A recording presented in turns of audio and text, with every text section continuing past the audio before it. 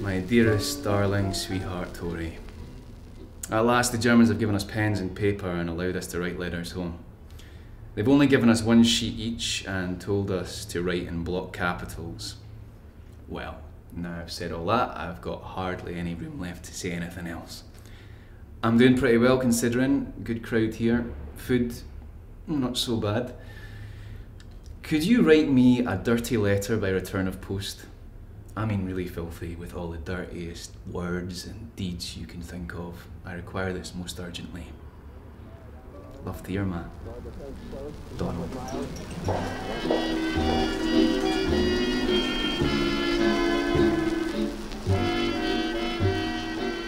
Dearest Donald, I thank heaven that you're alive and apparently well.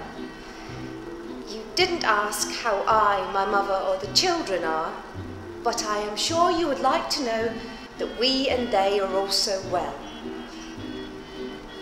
I am afraid, however, that I cannot meet your request for what you call a dirty letter. I will put it down to a moment of brain fever, brought on by the stresses of your situation. Your loving wife, Tory.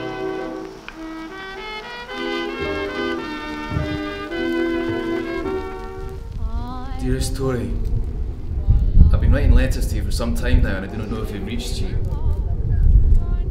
I'm a bit worried you may have been offended by something I said in my earlier letters.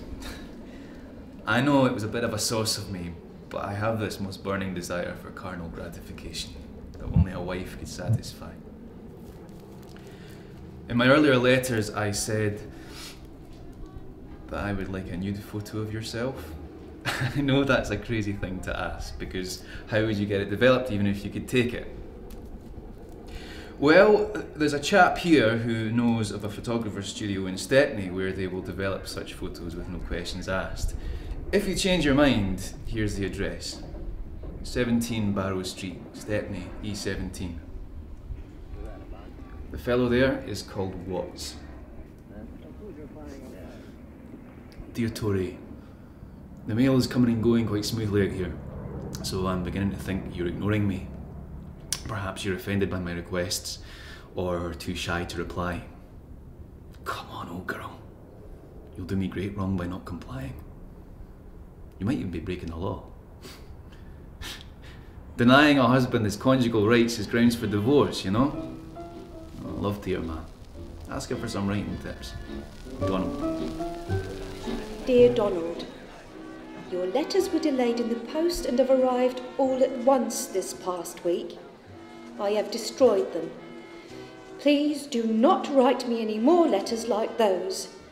You have offended me grievously.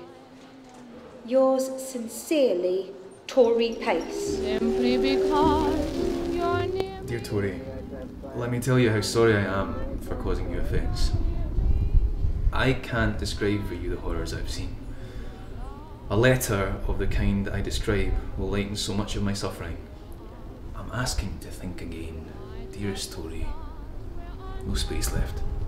Donald. Dearest Donald, forgive me if I seemed harsh in my earlier letter. Donald, I am thinking of what you asked for in your letters. I imagine you taking me in your manly arms, my love, and then putting one of your hands on my behind. Dearest, if you're stuck about what to write, why don't you ask some of the girls at your factory? I mean, you know what they say about factory girls.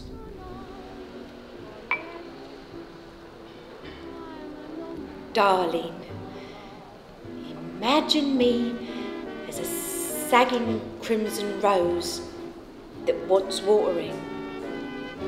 Imagine yourself as the gardener walking up the path to my dry rose bed with a watering can full to the lip with water. I did not ask you for an essay on the art of managing my allotment. I am asking you to write about sex. How many times do I have to tell you? Please share your bedroom thoughts with me. Please write to me your bedroom thoughts. I'm in the mood for love, simply because